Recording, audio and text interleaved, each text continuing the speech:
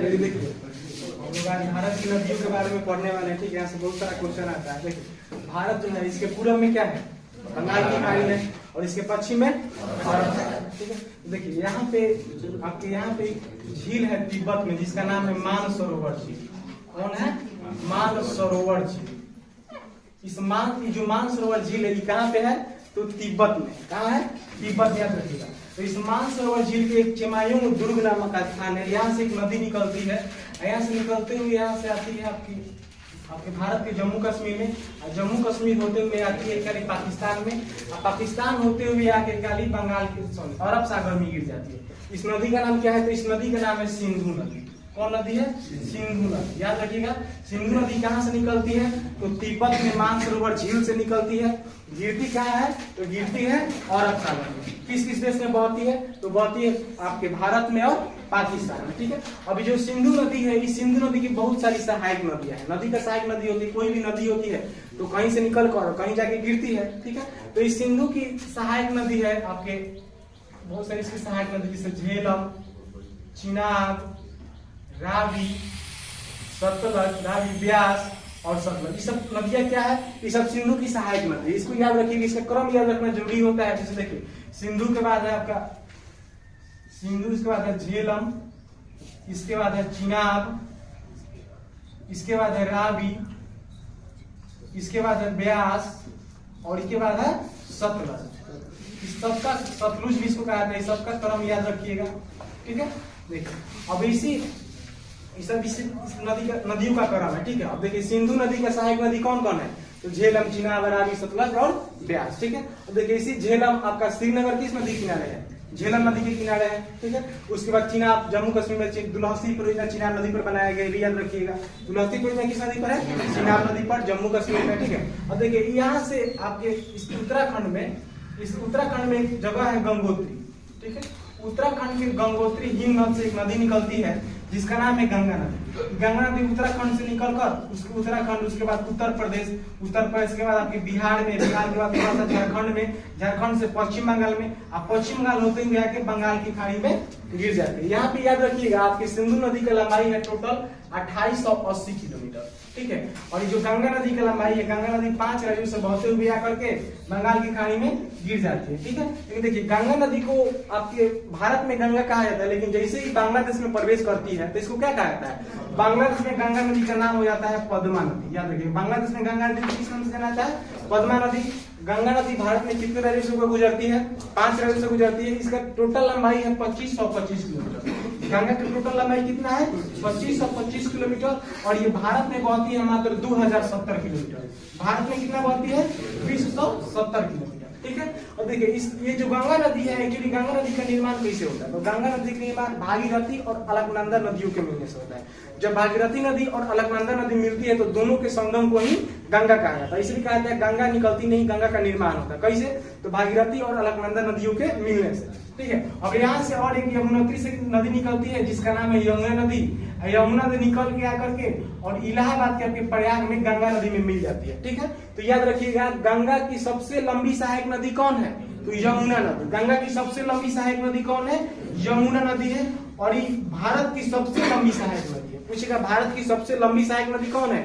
यमुना नदी। ये कहाँ पे आके मिलती है? तो ये आके आपके इलाहाबाद प्रयागराज में आके आपके गंगा नदी में मिल जाती है। ठीक है, अब देखिए यमुना का भी बहुत सारी सहायक नदियां है। यमुना का है बहुत सारी सहायक नदी, जैसे देखिए यहाँ से आपका केन नदी, बेतवा नदी, चंबल नदी सब आके कहाँ मिलती है? ये सब आके मिलती है आपके यमुना नदी में। तो पूछिएगा केन या बेतवा या चंबल, इन नदियों की नदी की सहायक नदी है। तो केन, बेतवा, चंबल ये सब यमुना की सहायक नदी है। ठीक है, उसके बाद इसी मानसरोवर झील से एक नदी निकलती है जिसका नाम है ब्रह्मपुत्र नदी। ठीक है, ब्रह्मपुत्र नदी यहाँ से आपके निकल के उसके बाद आती है आपके अरुणाचल प्रदेश में, भारत के अरुणाचल प्रदेश में, अरुणाचल प्रदेश में से आती है असम में, असम होते हुए आकर के यहाँ गंगा नदी का जो धारा आता है उसी धारा मिल जाती है और आगे काली भी बंगाल की खाड़ी में गिर जाती है। इसकी टोटल लंबाई है आपके 2900 किलोमीटर। इसका टोटल लंबाई कितना है?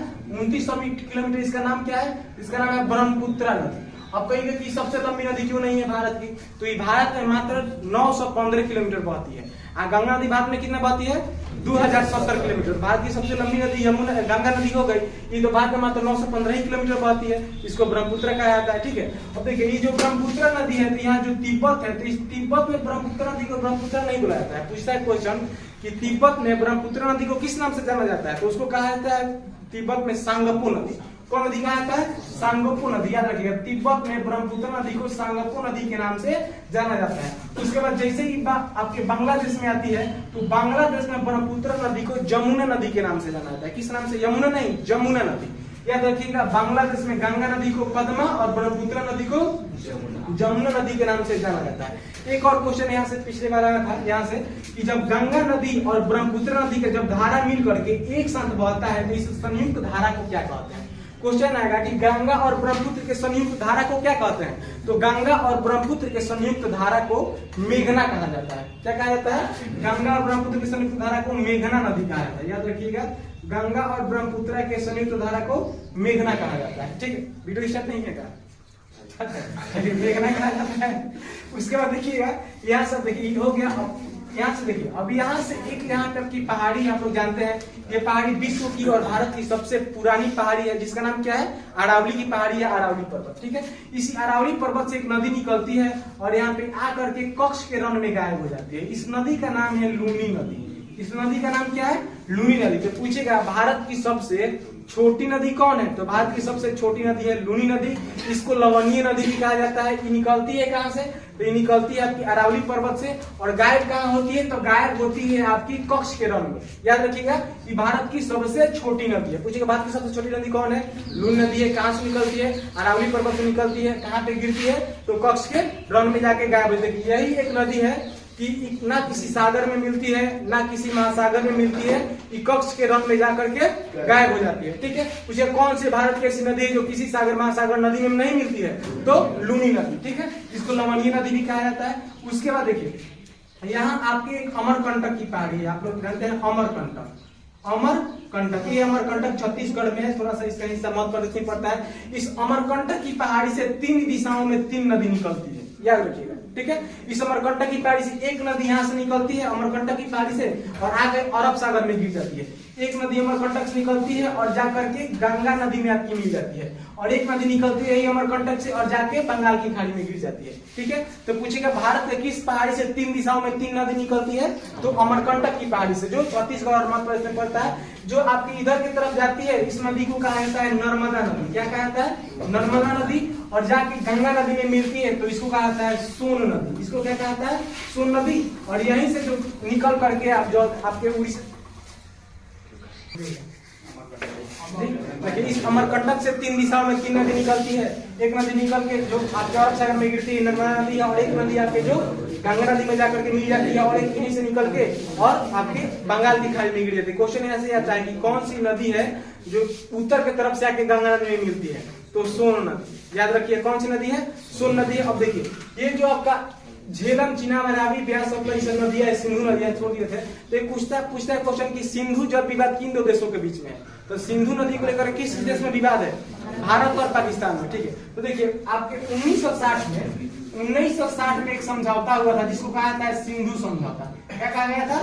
सिंधु समझौता। पूछेगा सिंधु समझौता कब हुआ था, तो सिंधु समझौता हुआ था 1960 में। किस किस देशों के बीच में? तो भारत और पाकिस्तान के बीच में। इस समझौता में आपका कहा गया था, देखिए कि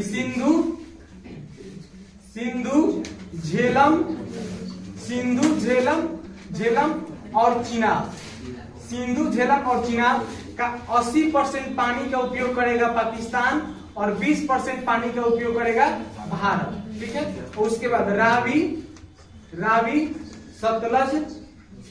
सतलज और ब्यास का 80% पानी का उपयोग करेगा भारत और 20% पानी का उपयोग करेगा पाकिस्तान। 20% का पानी। तो कई बार क्वेश्चन पूछता है कि सिंधु समझौता कब हुआ था? 1960 में हुआ था। किस किस देश के बीच में हुआ था? भारत पाकिस्तान। इसमें क्या कहा गया? तो इसमें कहा गया था कि सिंधु, झेलम और चिनाब नदी का जितना पानी है उसके 80% पानी का उपयोग पाकिस्तान करेगा और 20% पानी का उपयोग भारत करेगा। उसके बाद रावी, सतलज और ब्यास जो 3 नदी है, इसका 80% पानी का उपयोग भारत करेगा और बचा जो 20% पानी उसका उपयोग कौन करेगा? पाकिस्तान करेगा। ठीक है, उसके बाद देखिए यहाँ पे एक आपका नासिक है, नासिक महाराष्ट्र में, नासिक के त्रयंबकम गांव की पहाड़ी से एक नदी निकलती है जिसको कहा जाता है गोदावरी नदी। ये नदी निकल के आकर के आपके बंगाल की खाड़ी में गिर जाती है। कहाँ गिरती है? बंगाल की खाड़ी में। ठीक है, याद रखिएगा। अब देखिए पूछेगा गोदावरी नदी कहाँ से निकलती है, तो नासिक के त्रयंबकम गांव की पहाड़ी से। कहाँ गिरती है? बंगाल की खाड़ी में गिरती है। अब जिससे कई बार इसे क्वेश्चन पूछता है कि दक्षिण भारत की नदी को, दक्षिण भारत की सबसे लंबी नदी कौन है, तो दक्षिण भारत की सबसे लंबी नदी कौन है? यही है गोदावरी। दक्षिण भारत की सबसे लंबी नदी गोदावरी है। कई बार इसको भारत की दक्षिण भारत की गंगा कहा जाता है या वृद्ध गंगा भी कहा जाता है, इसको याद रखिएगा। ठीक है, और देखिए उसके बाद यहाँ आपके यहाँ से आपके महाबलेश्वर एक पहाड़ी है, महाबलेश्वर। इस महाबलेश्वर से एक नदी निकलती है और जाकर के आपके गिर जाती है कहाँ पे, तो ये गिर जाती है बंगाल की खाड़ी में। इस महाबलेश्वर से जो नदी निकलती है, इस नदी का नाम है कृष्णा नदी। क्या नाम है? कृष्णा नदी। कृष्णा नदी आंध्र प्रदेश और कर्नाटक होते हुए बहती है। उसके बाद इसके एक नीचे नदी है जिस नदी का नाम है कावेरी नदी। कावेरी नदी से क्वेश्चन एक ही आता है, बार बार याद रखिएगा कि कावेरी नदी के जल को लेकर किस किस राज्यों में विवाद है, तो कावेरी जल विवाद आपके कर्नाटक और तमिलनाडु राज्य में। कावेरी जल विवाद कहाँ कहाँ है, तो कर्नाटक और तमिलनाडु। इसके बाद भी और नदियां है, पेनार नदी, बैगई नदी। बैगई नदी से क्वेश्चन आता है कि भारत के सबसे दक्षिण में स्थित नदी कौन सी है, तो भारत के सबसे दक्षिण में स्थित नदी बैगई नदी। उसके बाद कई बार डेल्टा से और आपके प्रपात से भी, जल प्रपात से भी क्वेश्चन आता है। जैसे देखिए यहाँ से नर्मदा नदी निकलती है, इस ठीक नर्मदा नदी के नीचे एक नदी बहती है जिसकी नदी का नाम है ताप्ती नदी। नर्मदा नदी के नीचे कौन सी बहती है? ताप्ती नदी। और देखिए और नर्मदा नदी और ताप्ती नदी के बीच में एक पहाड़ी है जिसको कहा जाता है सतपुरा की पहाड़ी। कौन पहाड़ी है? सतपुरा रेंज भी कहा जाता है कई बार। तो कई बार क्वेश्चन ये भी आता है कि भारत की कौन सी नदी है जो रिक्त घाटी से होकर बहती है, यानी पहाड़ों से होकर बहती है, तो रिक्त घाटी से होकर बहती है आपकी नर्मदा नदी। ताप्ती भी आएगा ऑप्शन में, तो मार दीजिएगा। पूछेगा रिक्त घाटी से होकर बहने वाली भारत की नदी कौन सी है, तो नर्मदा नदी है जो रिक्त घाटी से होकर बहती है। अब देखिए अभी जो नर्मदा नदी है आपकी जबलपुर में, मध्य प्रदेश में, गुजरात की जीवन रेखा नर्मदा नदी को कहा था। लेकिन आपसे ये क्वेश्चन पूछे कि नर्मदा नदी का सबसे अधिक भाग किस प्रदेश में बहता है, तो मध्य प्रदेश में। ठीक है, लेकिन जीवन रेखा किस राज्य का कहा जाता है? गुजरात का। अब देखिए इसी मध्य प्रदेश में आपका जबलपुर के निकट जो आपका नर्मदा नदी है ना, तो बहुत ऊपर से पहाड़ टाइप से बहुत पर्वत से नीचे तरफ गिरती है। इसी नीचे तरफ से गिरती है ना, तो वहीं पे जलप्रपात बनाया गया है। वहीं पे आपके जलप्रपात दो बनाया गया है, एक कपिल धारा जलप्रपात, कपिल धारा जलप्रपात, और एक है आपका धुआंधार जलप्रपात, धुआंधार जलप्रपात। तो याद रखिएगा कि कपिल धारा जलप्रपात किस नदी पे है, तो नर्मदा नदी पे है, और धुआंधार जलप्रपात किस नदी पे है, तो नर्मदा नदी पे है। उसके बाद देखिए ये जो आपका डेल्टा कई बार पूछता है कि भारत का विश्व का या भारत का सबसे बड़ा डेल्टा कौन है, तो सबसे बड़ा डेल्टा आपका सुंदरबन डेल्टा है। सबसे बड़ा डेल्टा कौन है, तो सबसे बड़ा डेल्टा सुंदरबन डेल्टा है। सबसे बड़ा डेल्टा कौन है, सुंदरबन डेल्टा। अब इस सुंदरबन डेल्टा का निर्माण किन दो नदियों के द्वारा होता है, तो सुंदरबन डेल्टा का निर्माण होता है गंगा और ब्रह्मपुत्र नदियों की धारा से। किससे किससे होता है? गंगा और ब्रह्मपुत्र नदी से। गंगा